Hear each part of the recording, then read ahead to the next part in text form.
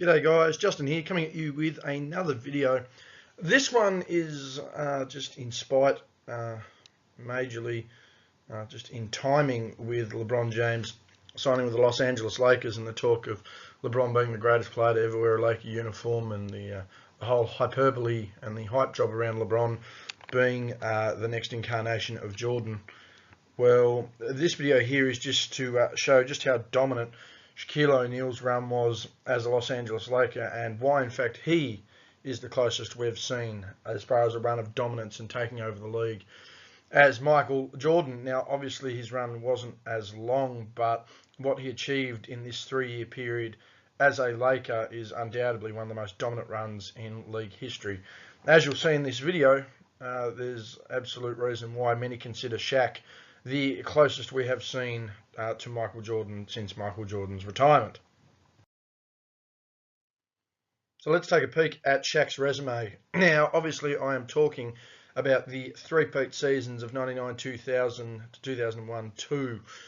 In that period, Shaq had 3 championships as the leader of the team. Now, that is key. He was clearly the leader of the team, although Kobe Bryant was certainly a good teammate to have, the likes of a Rick Fox, a Rob Oria, Derek Fisher, a Glenn Rice, all those kind of guys that played on those teams over the years. They were helpers as well, but there's no doubt about it that Shaq was the man. And just to solidify that, he had 3 finals MVPs, 3 consecutive finals MVPs. Both he and the great Michael Jordan are the only 2 players to ever achieve that feat. He had 3 All-Star selections across those years, 3 consecutive All-NBA first teams, 3 top 3 MVP finishes, 2 All-Defensive second teams. Many people will note that Shaq probably could have put a bit more effort in on defense, but in the times that he was putting in some effort, there were some better defenders in the league, which says a lot when you see just how dominant Shaq was in this 3-year run. He managed to win a scoring title and a league MVP as well. So Shaq's resume during 99-2000 to 2001-2, very dominant. Not many resumes over a 3-year period can say that they have this sort of run in them. Certainly not since Shaq, that's for sure. To back up his resume, his statistics were ridiculous. So in the regular season over this 3-year period, 28.6 points per game, 12.4 rebounds per game, 3.5 assists per game, 0.6 steals per game, 2.6 blocks per game. Not bad for a big guy who was very susceptible to being beaten on good pick and roll action. 2.8 turnovers, very efficient. 57.5% from the field, just ridiculous. Count it when he got inside of 5-10 feet. His ability to have that little drop step and just open up the middle of the lane was ridiculous. 52.9% from the free throw line. He is well documented for his free throw shortcomings, but I mean, should give you an idea that the man still had 28.6 points a game and shot pretty much 50% from the line. Tells you how physically dominant Shaq was. In the playoffs, his numbers increased. 29.9 points per game, 14.5 rebounds per game, 3 assists, 0.5 steals, 2.4 blocks. So a general overall growth in production there. 3 turnovers, that's expected in the playoffs. Field goal percentage drops a little bit. However, his free throw percentage does gain. And let's be honest, he was still shooting 55.2%. So there was nothing to whinge there. And his NBA Finals runs are just ridiculous. I mean, we'll get to why. Essentially why he's the closest thing we've seen to Jordan at the end of the slide. But, I mean, let's be honest here. In 2000 against the Pacers, 38 points a game, 16.7 rebounds a game, 2.3 assists, 1 steal, 2.7 blocks, 2.2 turnovers on a ludicrous 61.1 field goal percentage, 38.7 from the free throw line. So just imagine if he'd actually even shot close to 50% from the foul line, we could be looking at a 40-point per game, 17 rebound per game NBA Finals. I mean, even if Shaq had done what you expect most bigs to do, and that's, you know, if you can shoot from the foul line, shoot 70%, there's no reason why Shaq wouldn't have had the highest scoring finals in league history. But nonetheless, 38 points per game, still pretty bloody good. 2001, going up against Dikembe Mutombo, the Defensive Player of the Year, Allen Iverson, the MVP, and the first-seeded Philadelphia 76ers in the East. 33 points per game, 15.8 rebounds per game, 4.8 assists per game, 0.4 steals, 3.4 blocks on 4 turnovers. Still shot a ridiculous 57.3% from the field and 51.3% from the foul line. There was no stopping the Diesel there, even with Dikembe Mutombo being the Defensive Player of the Year. And 2002 against the Nets, a sweep against one of the worst first seed teams to ever come out of the East, although Jason Kidd was the runner-up MVP. On that team, he had 36.3 points per game, destroyed the likes of a Kenyon Martin on that squad, 12.3 rebound, Jason Collins, and I think even Dikembe had been on that side at one point too. 36.3 points per game, 12.3 rebounds per game, 3.8 assists per game, 0.5 steals, 2.8 blocks per game, 3.5 turnovers on 59.5 from the field, and his NBA Finals best over this 3-year run, 66.2 from the free throw line. I mean, you can just imagine there. Shaq at this point was unfit. This was the worst he was in this three-peat. We get to that in a second, but I mean, 36 points a game on 59.5%, 33 points per game on 57.3%, 38 points per game on 61.1% is just ridiculous. The best scoring output we've seen in NBA Finals since the great Michael Jeffrey Jordan. So let's have a look at Shaq's year from in 99-2000. As Phil Jackson joined the floundering playoff Laker team, the Lakers were a team that were making the playoffs, but only, getting bounced in the first round, getting bounced in the second round convincingly, and really not making as much impact as they should with a guy who was arguably the best player in the game over that time period. Phil motivated Shaq to be more like Wilt Chamberlain. It's well regarded just how much Shaq looked up to the likes of a Wilt Chamberlain, a Bill Russell, a Kareem Abdul-Jabbar, guys like that, even a George Mikan. And his motivation wasn't necessarily for Wilt to drop points and just chase after as many blocks as possible. It was to play as many minutes as possible. So he wanted to see Shaq at his fittest, and he said if Shaq could be the guy leading the league in minutes, there was no reason why he couldn't be the MVP. And as suggested with this play, Shaq dominated the regular season from start to finish and had one of arguably the 10 best individual seasons in league history. And that's just the regular season. So if you add into the fact how dominant he was in the playoffs, there's really not even a case for him to be outside potentially the top 5 of individual seasons ever. And certainly probably the best individual season we've seen in the 21st century. There's no doubt about it.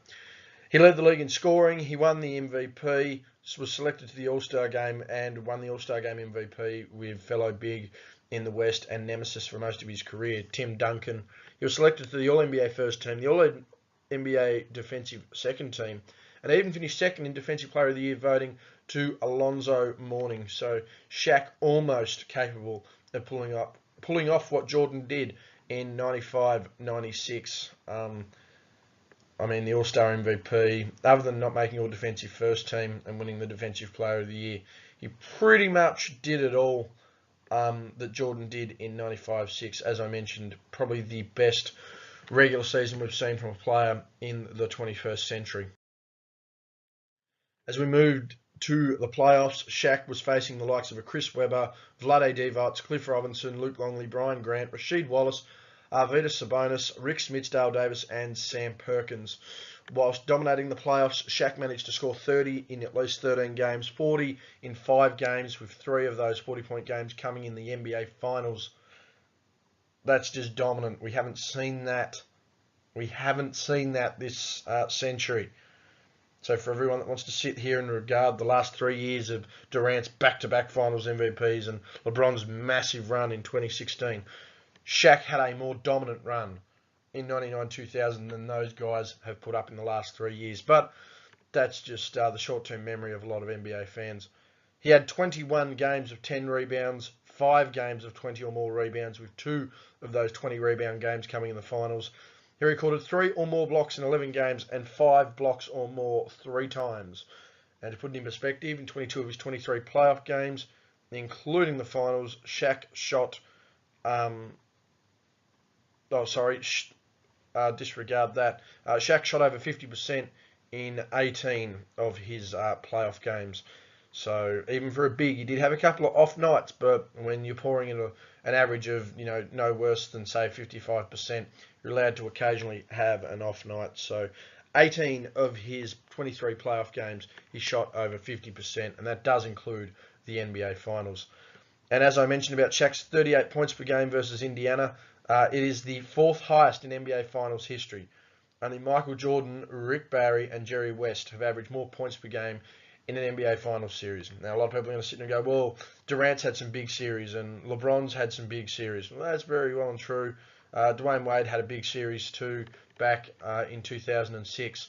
But 38 points per game is the 4th highest in league history.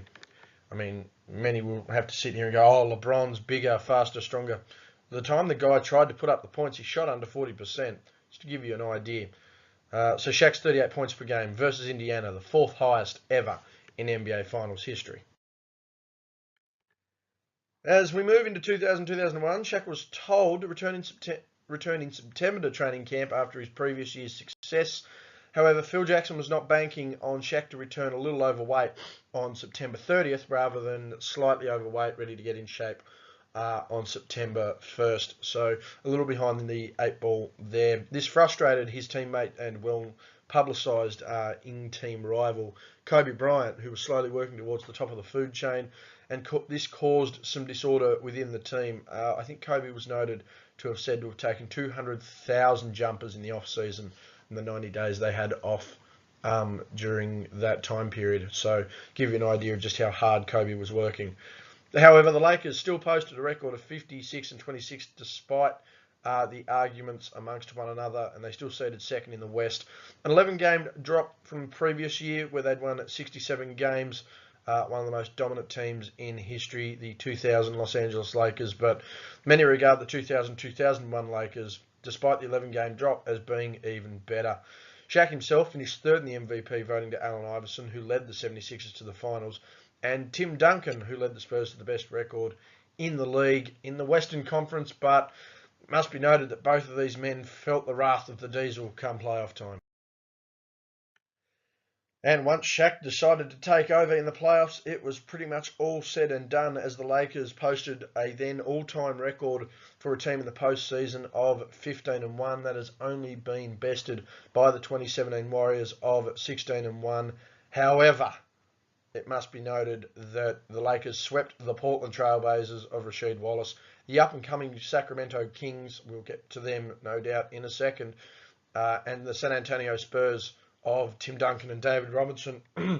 As I mentioned, Duncan was the runner-up MVP that year and led the Spurs to the best record in the league, and Shaq and Kobe and the Lakers swept them off the floor. And he managed to finish off Philadelphia, the 76ers, in 5 games, despite the fact that he was going up against Dikembe Mutombo, the Defensive Player of the Year. Notably, O'Neal matched up against Rasheed Wallace, Arvydas Sabonis, Chris Webber, Vlade Divac, Tim Duncan, David Robinson, and Dikembe Mutombo across this playoff run. And in the playoffs alone, not the finals, I did mention what he averaged in the finals previously, 33 points a game. But across the playoffs alone, Shaq averaged 30.4 points a game, 15.4 rebounds per game, 3.2 assists per game, 0.4 steals, 2.4 blocks a game, 3.6 turnovers on 55.5 field goal percent and 52.5 free throw percent. That's right, Shaq was just dominant on all facets against some of the best bigs the league has seen in the past 20 years, and certainly some of the best bigs of all time. And as we can see here, his individual series numbers are as follows. So in a sweep versus the Blazers, 27 points, 15.7 rebounds, 2.7 assists, no steals and a block, low defensive numbers there, but I mean, arguably his worst playoff series across the 3 years, 48.4%, 61.8% from the free throw line, still dominant, and managed to sweep the Blazers off the floor. Versus the up-and-coming Sacramento Kings, who we will get to in a second, as I mentioned, with Vlade Divac and Chris Webber. They had a really stacked team as well. Bobby Jackson, Paige Stojakovic, Jason Williams alike. Mike Bibby as well on that team. 33.3 points per game, 17.3 rebounds per game, 2.3 assists, 0.5 steals, 3.3 blocks, only 3.8 turnovers on 59.8 from the field. Probably his most dominant series across the playoffs that season. just made Chris Webber and Vlade Divac look absolutely childish. Versus the San Antonio Spurs, 27 points per game, 13 rebounds per game, 2.5 assists, 0.8 steals, 1.3 blocks, 3.5 turnovers, on 54.1% from the field and 51.6% from the stripe. Duncan and Robinson doing the best they can, but an absolute prime Shaq on an absolute tear was not going to be stopped, and they too were bounced out like children in the 2000-2001 playoffs. And then against Philadelphia, he cemented himself as to why he was the most valuable player in the league over Iverson. Iverson with a very gallant series, there's no doubt about it, but Dikembe Mutombo was absolutely hopeless, along with the likes of Matt Geiger, to guard Shaq. 33 points per game, 15.8 rebounds per game, 4.8 assists, 0.4 steals, 3.4 blocks, 4 turnovers, 57.3% from the field, 51.3% from the free throw line. No doubt about it. Shaq dominated the playoffs and at worst shot 27 points a game on 48%. Not bad for a guy who came in overweight in the off-season and in a lot of people's minds was snubbed. But there's no doubt about it, he is the reason why the Lakers of 2000-2001 are arguably the best team the league has seen this turn of the century. And no doubt about it, why a lot of pundits say that Shaq should have been a back-to-back MVP across 99-2000 and 2000-2001. Into the final year of the Lakers three-peat, Shaq managed to once again lead the Lakers to the third best record in the league, 58-24, ranked, I believe it was, yes, he was third in the Western Conference. Tied with the Spurs, but I reckon the Spurs had the tiebreaker on them. They were a thorn in the Lakers' side at times. O'Neal once again proved to be the big dog on the team, despite the assistance provided by Kobe, who, in a lot of people's minds, and in a reasonable high opinion, 2002-03 was Kobe's best all-around year and probably could have won the MVP. So it does show you the kind of leaps and bounds Kobe took. Make no mistakes about it. Shaq was the leader of this team, but Kobe was the hardest worker on the team and certainly got his just reward come the end of his career. Another third place finished in the MVP race and finished behind Duncan and Kidd. And again, both of these poor individuals would see the wrath of Shaq on his vengeful path in the playoffs. He ended up facing Duncan and I believe beating him in 6 games. Whilst poor Jason Kidd, would get absolutely destroyed in the finals, but we'll get to that momentarily. So again, despite sweeping Portland in the first round and finishing off the Spurs and the MVP Duncan in 5 games, that's right, Duncan the MVP still managed to get swept out in 5 games in the second round. Shaq and the Lakers ran into the gravest challenge they ever had against a now prime Sacramento Kings, and we all know how that series went down. The Kings were leading the series 3-2, heading into Game 6 in the Staples Center, and despite some hard effort and some hard work, controversial foul calls and controversial umpiring and refereeing, saw the Lakers take Game 6 at home and 7 on the road to advance to the NBA Finals. But Shaq later came out after his career over and credited the Kings on how good they play and kind of went as far to say as that he felt the referees had an impact on that series. And I mean, referees and their impact on games and series like that are now famous through the confessions of disgraced referee Tim Donaghy. I mean, many people will say disgraced, but really certainly opened a lot of people up to what the league can be like. I mean, Bill Simmons termed this playoff series between the Lakers and the Kings as NBA goes WWE. And there's certainly a case to be made for it. Shaq was still dominant. He was allowed to get away with a hell of a lot physically, there's no doubt about it, but he was for most of his career. And you can only see a certain big superstar individual player who drops the shoulder and barrages his way to the basket, who gets away with a very similar thing right now. However, he gets the benefit of more foul calls than Shaq did. That's all I'll say. And as I mentioned, to summarise the rest of 2001-2002, the finals were nothing but a foregone conclusion as O'Neal led the Lakers to their 3rd consecutive championship, sweeping the Nets on their home floor and cementing themselves as one of the greatest teams in league history. The Lakers became just the 4th squad in history to win 3 straight NBA championships behind the Chicago Bulls of Michael Jordan between 91-3, 96-8. The Boston Celtics of Bill Russell, which won 8 straight between 59 and 66. And the Minneapolis Lakers of 1952 and 1954, famously anchored by George Mikan. And just to summarise how dominant Shaq was in this three-peat, he finished his 02 playoffs and finished the 2002 finals campaign in a sweep with the following numbers. 36.3 points per game, 12.3 rebounds per game, 3.8 assists per game, 0.5 steals per game, 2.8 blocks per game, 3.5 turnovers, 59.5 from the field, and 66.2 from the stripe. There's no doubt about it. He absolutely dominated the Nets once again. And yeah, what else can you say? Just Shaq Daddy doing Shaq Daddy things. Overall, to summarise Shaq in this period, he was the last player in league history to lead a team to a three-peat of NBA championships, something that Kevin Durant has the potential to do, along with Steph Curry. I mean, Durant with the finals MVPs, you'd have to say, gets the nod there, but he's the last player to do it. Even LeBron James, Tim Duncan, Dwayne Wade, Kobe Bryant, Kevin Garnett, Dirk Nowitzki. None of these guys ever had a chance to do that. He either won the MVP or defeated the MVP of the league en route to his championships in each season, and that's pivotal. It's not as if he had an easy ride and in go up against the absolute best. There's no doubt about it. He went up against the absolute best in this run. Across this time period, in the regular season, he averaged no less than 27 points, 10 rebounds, 3 assists, 2 blocks on 57% shooting. In the playoffs, no less than 28 points, 12 rebounds, 2 assists, 2 blocks on 52%. And in the finals, no less than 33 points, 12 rebounds, 2 assists, and 2 blocks on 57%. Absolutely dominant. The numbers back it up. The resume backs it up. And in turn, the only way to summarise Shaq across this time period is that he was the most dominant centre in the history of the NBA Finals. To me, there's no argument. It's this 3-year run alone that has Shaq at the top of the list as far as guys that were going to touch the crown and the throne, one would say, of Michael Jeffrey Jordan.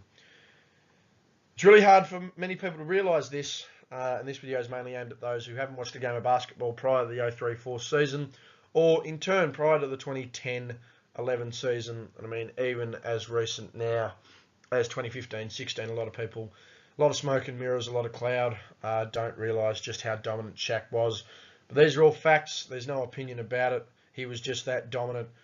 We haven't seen it since. And we're not likely to see it again for some time soon. Kevin Durant's finals runs have been good, very good, to the point where he may be turning into the greatest small forward that the NBA Finals has ever seen.